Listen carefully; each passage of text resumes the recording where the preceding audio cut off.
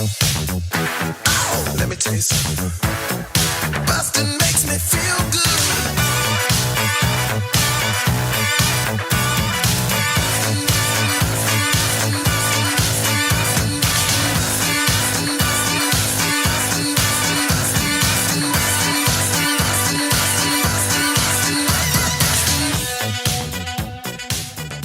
Hi, everybody. Welcome to Blockbusting, the podcast where we love to hate the movies. I'm your host, Jay Light. Joining me today, my buddy, Danny Jolles. Hey. Hey. What's happening? A clap. It's a definite. I appreciate how quickly you brought me in. A lot of times there's a very long, intro portion. I have to sit quietly. Not on this one. Thank you. Not successful enough to have an intro portion. No sponsors to worry about. Sometimes it's just sponsors. Sometimes they just talk and they're but they haven't introed you yet. So you just have to sit there. You ever, you do those podcasts sometimes, I'm sure you probably have, where they spend a long time talking you up before they actually introduce you. And it's like the most extended, awful version of somebody introducing you on stage and saying way too many credits. Oh, for sure. But at least when you go on at least when someone does it on stand up, you're all right, but I'm about to do the thing I'm good at. So it's right. I'll be able, but it's with this podcast where I'm I'm not even good at this. I'm debatably a bad podcast guest, if not mediocre. And I'm oh man, I'm just never going to live up to what you're saying. It's horrible feeling. Well, I'm not worried about you today, Danny, because in Blockbusting, we exist in the mediocre. And one thing, by the way, that you're not mediocre at, Danny and I have going way back. I've known Danny since I basically first moved to LA. We used to see each other in commercial audition rooms all the time and at stand-up spots and stuff. And now he has a new special and album that just came out. Yeah. 6 parts. 6 parts on YouTube for free. We put it out for free. Big deal. It's a good move. And I think it's the way to go. Yeah. So it's 6 different formats, 6 different areas of you doing literally 6 different parts, 6 different places. Yeah, 6 different places, 6 different. So we do a gym, a barbershop, done with Don't Tell Comedy. So kind of their general, we just sort of make a show anywhere. Mm-hmm. So it's 6 different locations and it's 6 10-minute chunks that all cover a topic. Cause that's I think I always want to do specials that kind of, in theory, I want to always do specials that elevate the material, whatever I'm working on stage, figuring out a way to make it work on film. Mm-hmm. And for this special, I was I headline on the road, obviously, and I do an hour, but most of my time in comedy so far in my life has been 10-minute spots. Right. And I know how to do 10 minutes really well. And so I was I wanted it to be 6 10-minute chunks that really, each of them are, I think, really beautiful and stand on their own. And together that makes one special. So that's very cool. And how long had you, obviously, given you released it now, last year, you probably didn't really get a chance to do much stand-up at all. So what led you to want to finally get these clips and chunks and put them together and put the special out? Well, so we filmed pre-COVID. So it is a pre-COVID special, which is lovely. And then COVID hits and we were it was editing, then we edited it. Then there is a very strange world of specials with comedy where basically everybody wanted me to not put this on YouTube and sell it to various streamers, which would have been okay money and a great way to have nobody ever see it. Mm-hmm. And it took me months to really build up the courage to be I'm not doing that.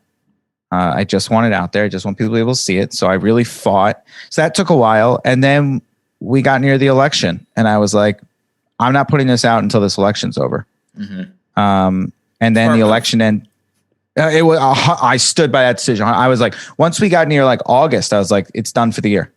I was I'm not putting this out until, in my mind, I was we'll do December. And then the day after the election, when Trump was I didn't lose, I was it ain't gonna be till next year. This is gonna be more of this, and I'm not dealing with this. I'm not promoting during this, and right? So I just you don't want to get stuck in the morass of everybody just continuing to freak out until we have a solid all right, everybody can stop. Fucking so Monday morning quarterbacking this forever and ever and ever. So I just was like, that's it. That's done. So we just put it on. So I was like, we pushed it a couple times because I was like, I'm not battling through what was gonna. I didn't even know insurrection was gonna happen, but I just knew there'd be trouble. I was like, I'm not dealing with that. So now it's out, but it's been in the can for forever. And I knew it was gonna pretty early. I saw a cut and was like, this is going out. I knew it was going out. Wow, good news. We liked it, and now it's out. It's out. Well, go check it out on YouTube. 6 parts. Danny's great. You're gonna love it. And the things you're not gonna love, though, maybe I don't know how big of a Disney fan our listeners are, because I'm notoriously not a huge Disney. I'm a massive Disney fan. Love Disney animation. I think, but that does not mean that this movie does not deserve to be called out. And this movie is Bambi. This movie is Bambi. This movie, one of the worst movies ever made in the history of movies. But to be clear, love Disney. Huge Disney fan. Disney stock owner. That's how much I believe in the Disney product. Oh wow. But I think they're just a phenomenal company that knows that just continues to make great moves. But my God, does this movie stink? This movie is it's one of those movies that I remember, we were talking a little bit about this before the show, but I remember watching it as a child.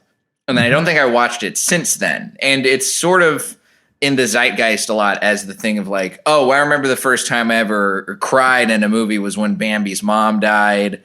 And I remember, sort of vaguely, it didn't stick with me the way that other Disney movies from my childhood did, like Little Mermaid, Aladdin, all of the Emperor's New Groove, all these movies that I vividly remember. But this just kind of was in and it was out. In one eye, out the other eye, I guess. Is that what you can say about watching movies instead of listening to them? Yeah, that's fair. In one eye, out the other. But now I watched it again this morning before we recorded, and it's still just kind of it just whizzed right by, and I don't really care about it. Why? I've said forever. What is the plot of Bambi? What is the plot of this movie? There is no plot line. There's no plot. There's no story. The story is he's a young deer and stuff happens. And then really sad stuff happens. But we never got invested in him. We never had a goal. We never have it's just a deer living. And a couple of friends that show up but have no emotional payoff in any way. And then the ending is just sad and depressing. There's no journey though. This movie is, I think, one of the only movies that I've seen in a while that's purely based on, we're going to create a vibe and we're going to try and suck you in on the vibe, that I thought completely failed at doing that, because there's I didn't feel any sort of emotional connection to anything that was going on. Even Bambi's mom dying, first of all, happens off camera. And then second of all, you find out about it a full 2 minutes after the fact. I mean, you can put the pieces together, I guess, if you're trying to be savvy. But Bambi as a film does not allow you. I don't know. It just it disappointed me. I want to know, Danny, what was your experience like watching Bambi, figuring out that you didn't like it, as being such a big Disney fan as you are? Well, as a kid, so I remember as a kid being I hate this movie. I wasn't able to articulate why, but I remember always being I loved Disney movies, and it was Bambi and Dumbo were the two that I was what are these? What are these movies? These movies are bad. I didn't like them. And Dumbo, because it was just so sad and weird. And then Very Bambi, dramatic. I remember just Dumbo's tough, but at least Dumbo has a plot. Yeah. Dumbo has a plot. Mom's gone. Got to get the mom back. Got it. We're following his story. Bambi, it's just this thing where you remember as a kid, like, I didn't really like it. And then you watch it a little bit older. And I remember watching it being like, I now know movie structure a little bit. This makes no sense. Then I'm an adult and I watch it again and I'm like, okay, now I've written movies. Now I've watched a lot of adult movies. Who let this happen? And how is this movie still respected? It is plotless. It has such a huge amount of people loving it. It's got named as one of the top 10 best animated films of all time by the American Film Institute. AFI. Oh, ridiculous. Yeah. It's listed as one of the top 25 horror movies of all time by Time Magazine. Garbage.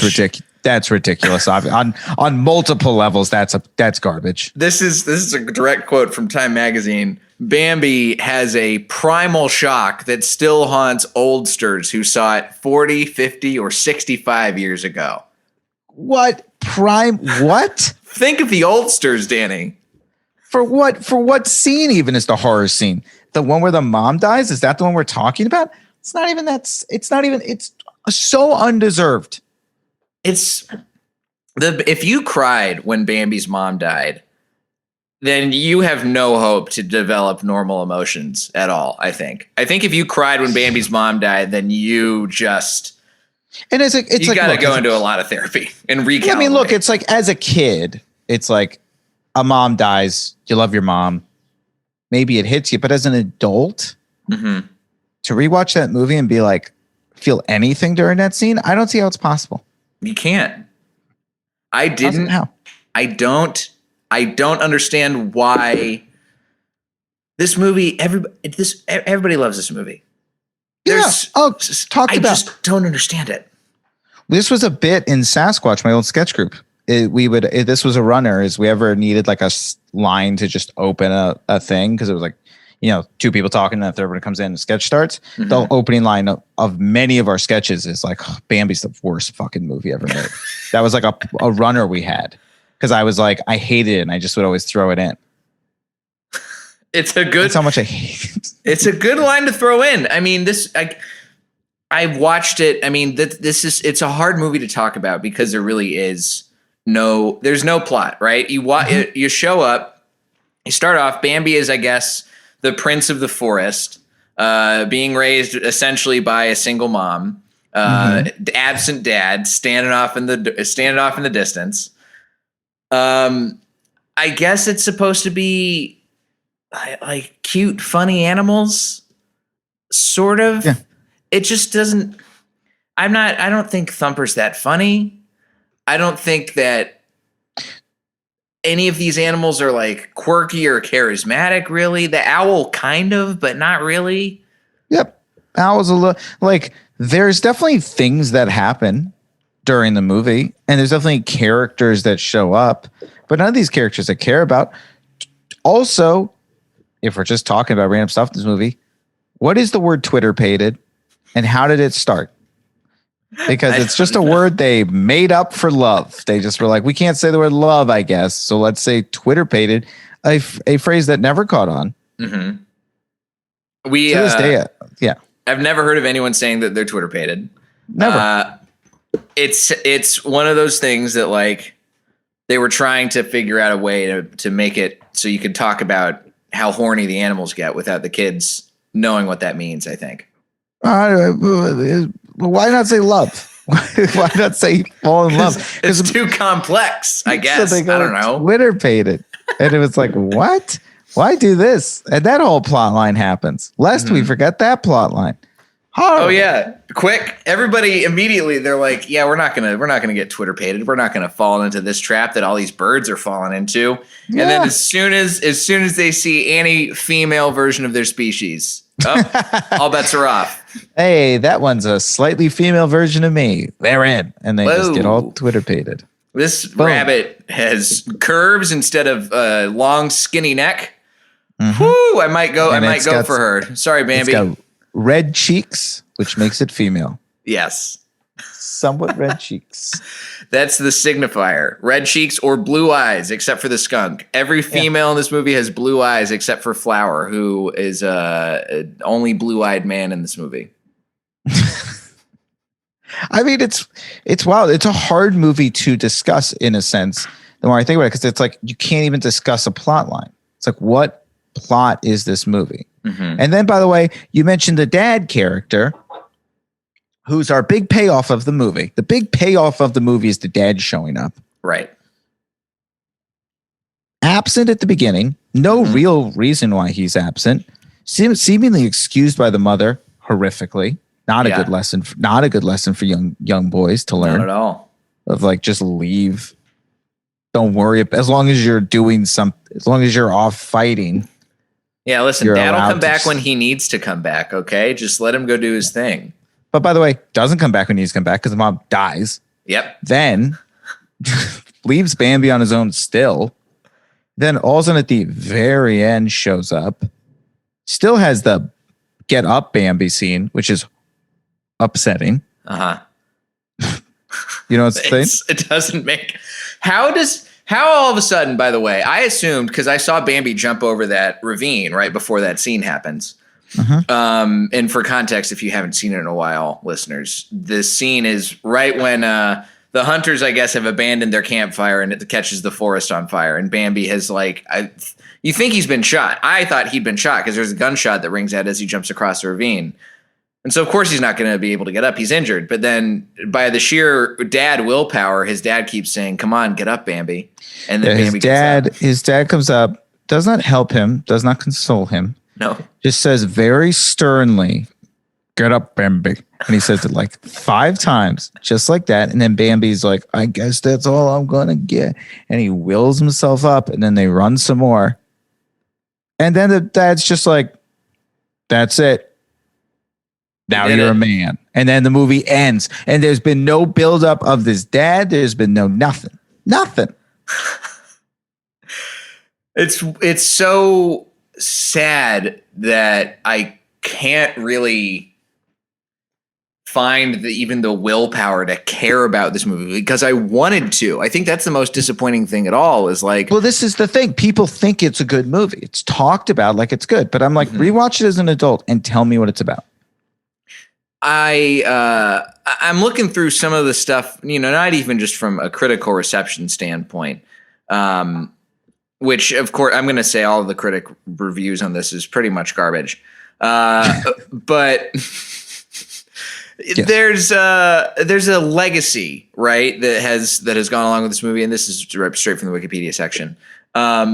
This is how much meaning people have put on this movie. And this kind of tends to happen, I think, with movies that are in this vein, where it's like it cares more about trying to make you feel something instead of having a plot that makes sense, that will have characters that will make you feel things. But every Disney movie does that. Go ahead. Sorry. But no, but you're right. I think every Disney movie, Up made us feel Inside Out's one of the greatest movies ever made. I cannot stress enough how much I love Disney. Right. They make great stuff. They teach Inside Out, I believe, is maybe I have a whole joke about how good Inside Out is.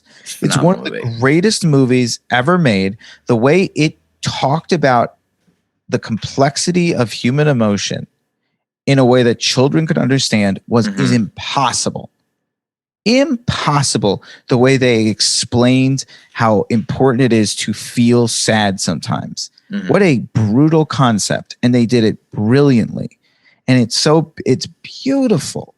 And so it's like, I'm all about animated movies teaching great lessons, blah, blah, blah. But this stupid movie. Right. Stinks. Anyway, go ahead. What do these ridiculous people say about this? And movie? I think, and to clarify, I think that it's not necessarily just about like, I'm trying to make you feel something. I think all great movies should try to make you feel something. It's that this movie focuses so much more on style than substance. And it's almost like an art film or like an experimental movie in ways that I wouldn't expect from other Disney movies that I've seen, which do make me feel things. But like, this is how fucking existential and highfalutin this movie is that the villain is just man and mankind. And it's still listed as one of the top 100 heroes and villains on AFI's 100 heroes and villains list. Is man? Man. Paul McCartney has credited the shooting death of Bambi's mother for his initial interest in animal rights. All right. That's good. That's something. That's a positive of this movie, I guess. It's a positive, but like, why this? It's on the look. I'll say this for Bambi. If I were to give this movie credit for something, I will say right side of history. Many older Disney movies, you rewatch and you're like, oy kavoy. That was not the correct lesson to teach children. Yes. Or, a Dumbo where we have multiple very offensive things. Yes. This movie does not have that. I'm going to throw in the word lesson very loosely, but the lesson of this movie, correct, holds up to this day. Right. So there's some good stuff there for what it's worth. Like that I'll give it, I guess. I'll give it the fact that it is aged correctly as far as because it's plotless, I guess. Right. There's nothing. Well, there's no chances for anybody to try and throw in like minstrel show crows into this movie. Yes. But what about the bird death scene, by the way? Let's not forget the bird death scene. Oh, that's right. Where the female birds like where the freaking out, the quail. I have to fly and just fly. What's that scene all about? The hell's that thing? I don't know, man. This movie it's a tough fucking movie because it's one of those movies that I want to have. I mean, I can't not say the animation is bad. The animation looks nice. It's picturesque. Great. It's painterly. Oh, those old Disneys are so beautiful. Like we watched even Cinderella during quarantine, and I was like, this looks great. It's like, this looks so fun. This is such that's a movie that holds up way better than you remember it. That thing is. Cinderella has so many nice moving parts. It's really scary. It like really builds stakes. It does a great job. These older movies, I'm a big Disney guy. Love Disney. It's my dream is to be in a Disney animated. That is like 100% one of my dreams in my life to be involved with that company. I think the product they put out is sensational. And I was one of very few people who, when they took Star Wars, I was like, great. And everybody was like, they're going to ruin it. And I was like, no, they're going to expand it. I was like, but they know how to do things. They know how to do correctly over there. They take their time. They do things right. And I've been proven right. What they've done with Star Wars has been phenomenal, I think. I thought the new movies were great. I think The Mandalorian was a great add-on to the world. I'm already excited about the other stuff they're doing. I like so much that Disney does. And this movie stinks in comparison. It's bad. Treat it like it's good. Ridiculous. Everybody wants to think that this movie is like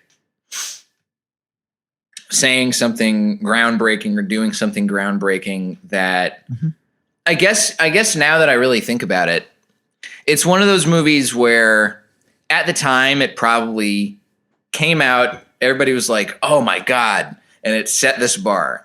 But now the bar has been cleared so many times by other movies that 100%. It just feels, it's not even that it feels dated. I think that the animation's still beautiful and still really holds up, but it just like, it doesn't feel like anything.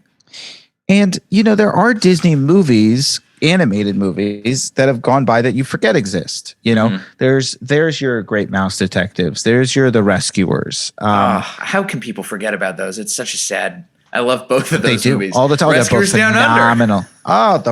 A good sequel. How often does that happen? Yeah, Jess and I went there's a reason we're talking about Bambi and not Bambi 2, which everybody forgot about. Didn't even know there was a Bambi 2. I'm disgusted to hear it exists. The rescue. We went as the Rescuers for Halloween one year. Very cute outfit. That's a great. Real hit at the party. Oh yeah, you go with an old Disney. That's key to the Halloween. Fun fact: if you're looking for a good Halloween, just go with an obscure Disney one. Ooh, you'll be a hit. Hit the second you show up. But this, I mean, if I'm looking at some of the other things that people talked about, right, when they talked about Bambi coming out. By the way, Bambi 2, if you want to find out more info about what happened with Bambi's dad raising young Bambi, Bambi 2's what you got. That's what's there for you. Is there a plot? I've never seen it. I'm basing it all off the Wikipedia page, and I don't intend to go see it. But one of the things that people talk about in this movie is like, oh, there's a great love story here. There's a great friendship story here. And I think that particularly for the friendship angle, if I'm going to pick a Disney movie from around this time to showcase friendship, I'm going to go with Fox and the Hound instead of this all the time, 10 times out of 10. Well, how far, it's like, yeah. And then we go into like, think about movies. I'm trying to think of when Bambi actually came out as far as that time period, but it's like, how far was Aladdin away from this? It was pretty far. Bambi was 1942. Woo! Yeah. That is old. So what was around it? What was around it timeline wise? Timeline wise, we have got, let's see. So this is right after Dumbo. And then immediately before that, Fantasia, which, by the way, speaking of movies that I think focus on style over substance, Fantasia does a much better job because it's just music videos, but they cool. But they sell, but that was the plot of the thing was like, hey, we're doing music videos. Like exactly. I think that thing was that was a choice. Right. Exactly. Fantasia. Right after this, you've got Three Caballeros, which is another fun, underrated Disney movie. All right. Wait, they were in dark times. What happened here? Hang on. This is like early Disney, right? So Snow White is 1937. Then you get Pinocchio, Fantasia, Dumbo, then Bambi. Okay, so wait, say that list again. Snow White first, and then Pinocchio, Fantasia, Dumbo, Bambi. Before Cinderella? Yeah, Cinderella was 1950. Bambi was a whole 8 years before Cinderella. Unbelievable. Mm-hmm. Wow. But then after that, the 50s. Oh, the 50s is that's wild. When they light it up. That's Cinderella, Alice in Wonderland, Peter Pan, Lady and the Tramp. Come on. Sleeping Beauty. Oh. You can't beat that. What a row. And then they're on a tear. You can't. They're just going straight off to the races from there until I guess. I don't know what your feelings on Oliver and Company are, which is 1988. Maybe a little bit of a hitch in the giddy up. Pretty bad. Oliver and Company does not hold up well. It's a bad one. Oliver and Company is not good. There's some. Three Caballeros also is fine, but it's no. Oh, it's great. But I would even rank Three Caballeros ahead of Bambi. Three Caballeros. I'll rank anything above Bambi. I hate this movie. What about Fun and Fancy Free? The hell's that? Exactly, but I'm still going to rank it above Bambi. I think I saw that on the Disney Channel like once. All right, so let's see. Hang on. So here we go. Let's see here. All right. Snow White and Seven Dwarfs, December 21st, 1937. Great movie. Mm-hmm. Goes without saying. Pinocchio. Got it. Fantasia, The Reluctant Dragon. Dumbo, Bambi, back to back, just two brutal movies. Song of the South comes out right after it. Yikes. Oh, maybe that's why Song of the South is not even on this list. Oh, where's your list? My list is Song of the South's on here. Does not hold up great. You know what it is? It's because it was under live action with animation instead of full on. Oh, yeah. No, you got to go full. I see it now. The Adventures of Ichabod and Mr. Toad, and then we get into Cinderella, Peter Pan, Lady and Tramp, and then they just start hitting 101 Dalmatians is in here, Sword in the Stone, Mary Poppins, Jungle Book, Aristocats. Then they just smacking it over and over. Bed Knobs and Broomsticks, another underrated Disney movie. Oh, love Bed Knobs and Broomsticks. Yes, holds up great. I watched that way more than I watched Bambi as a child. I watched anything more than Bambi. That's the thing about Bambi, right? The thing Bambi has done is that you watch it as a child, you cry when the mom dies, but you didn't care for it. You forget this as a kid. You were like, I guess it was sad, but like, what was that about? And then you forget. And it just sort of enters your brain as, oh, it's a good classic Disney. And you forget that it was bad. I think that's the issue is most people haven't seen it as adults. They just forgot. And you see little snippets online. And the thing about Bambi is because there's no plot, it has these little snippet moments, right? Like the rain scene and a couple of these other, like the ice scene where you're like, oh, what a cute moment in that movie. And you forget that there's no plot. No plot. No plot. Ridiculous. If there was anything you could do, if you were given the power to remake Bambi, what would you do? What would your plot of, what would you focus on? Oh, because to remake Bambi would be the dream, right? Because it's the perfect situation to walk into because you walk in going, okay, so this first one stands on its own, but it was plotless. So let's actually pick a plot line. Like that would be like if I was walking in to redo Bambi, I'd be like, great. So here's the good news. Other than there's a deer, we could really do whatever we want here. I would probably go into what does the first movie really tackle? Like I'd be like, all right, to respect the old one, we have to have a deer. Yep. Probably have to have it's probably going to be about a family dynamic. Yeah. And it's going to be about man is the villain, right? So those are probably the two things we have to keep. Yeah. I'd probably throw out the rest. I'd probably keep Twitter pated because it's just so goofy. I'm like, we could work with that at some point. And then. And the social media marketing potential of the word Twitter pated. I mean, you just can't ignore that. You can't write that. You can't write it. You can't write a better situation. Right. Come on. So what would I do?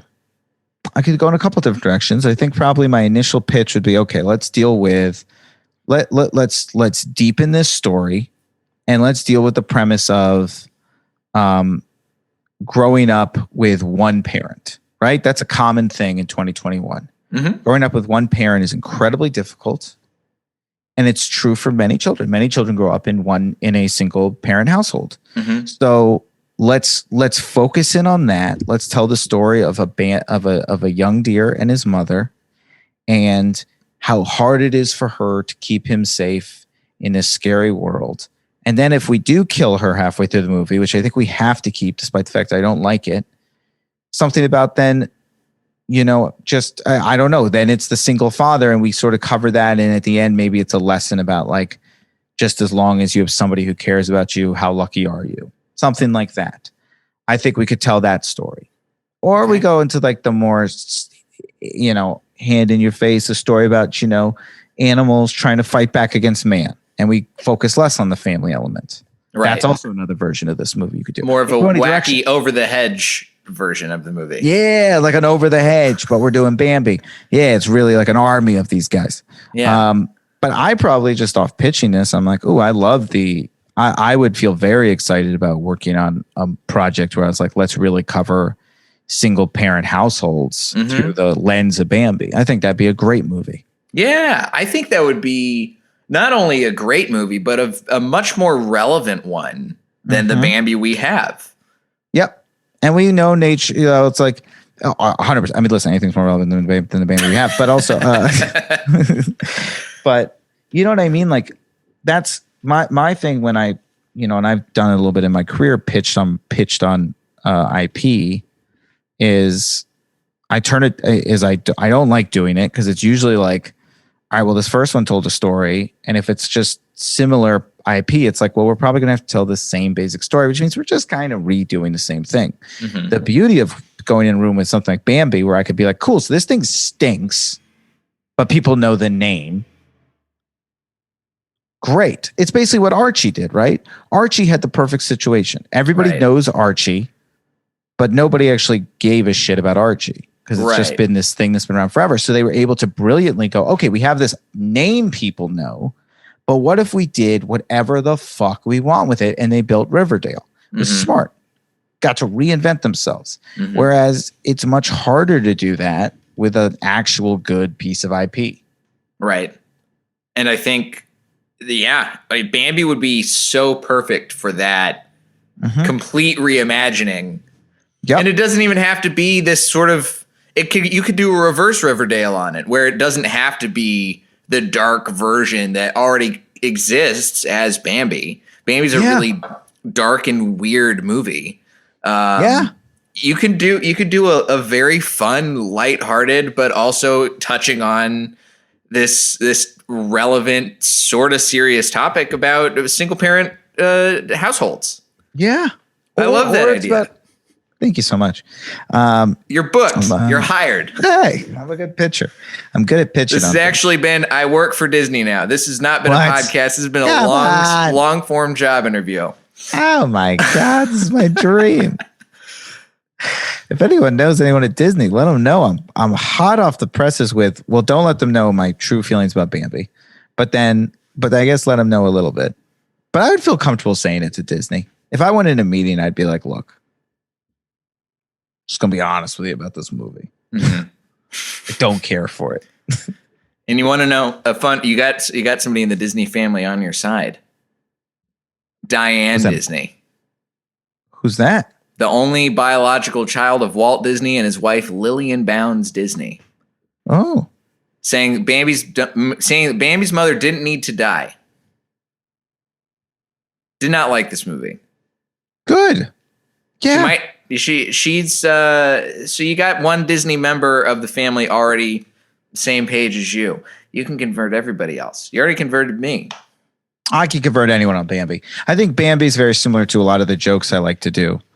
I've never turned it into a joke, but very similar to jokes I do where, like fireworks or a couple of my other jokes where it's like, hey, here's a thing you love. Now I'm just going to make you think about it for 2 seconds and I guarantee you actually hate it. And it's like Bambi's very down that aisle for me as far as writing jokes where I'm like, I could convince anyone this movie. It's not even convincing them. Just literally look at anyone who says Bambi is good and be like, great, what's the plot? Mm-hmm.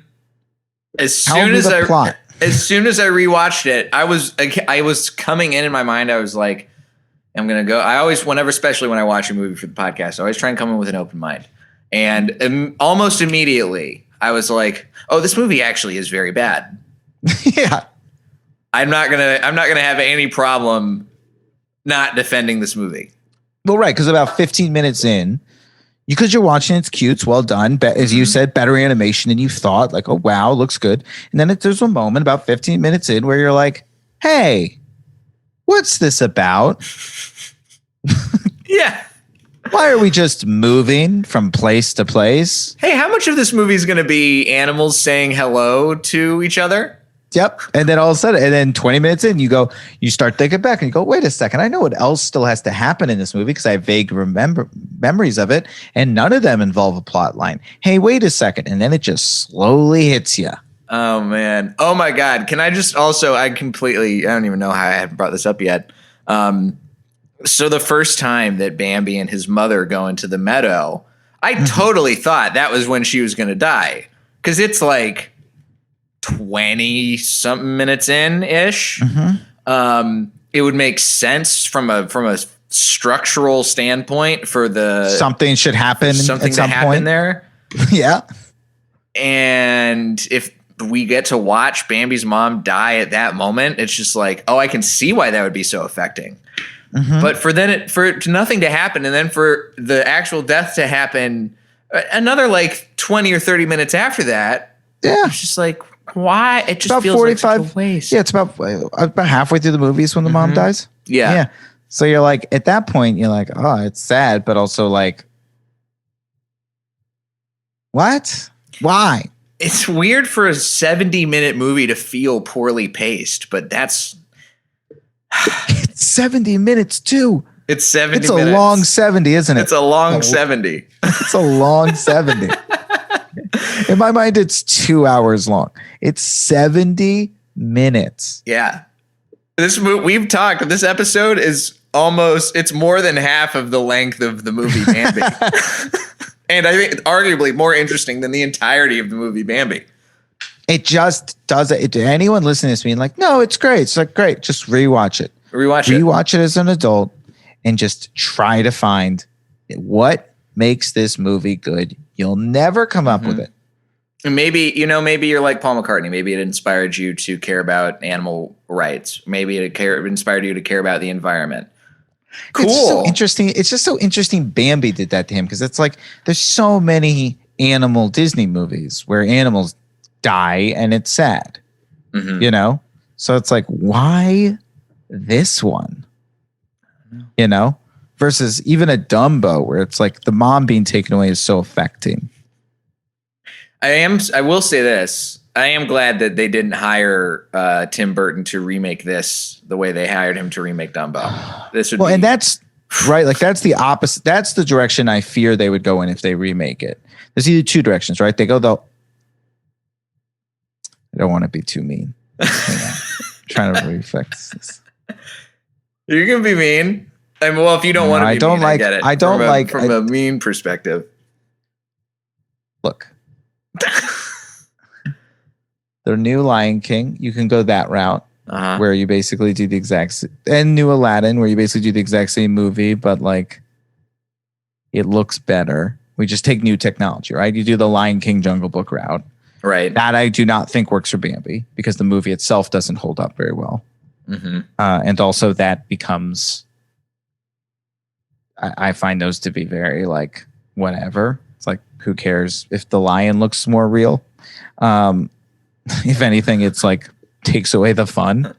Then there's the route of like, right, the Tim Burton route, which is like make this movie darker, which it's like, no, don't do that. We don't need to do that. This movie's dark.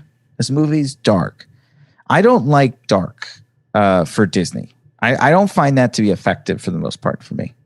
How about you? Do you find it to work?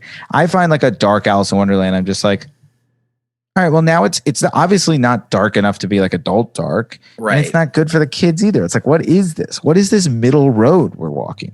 I was just I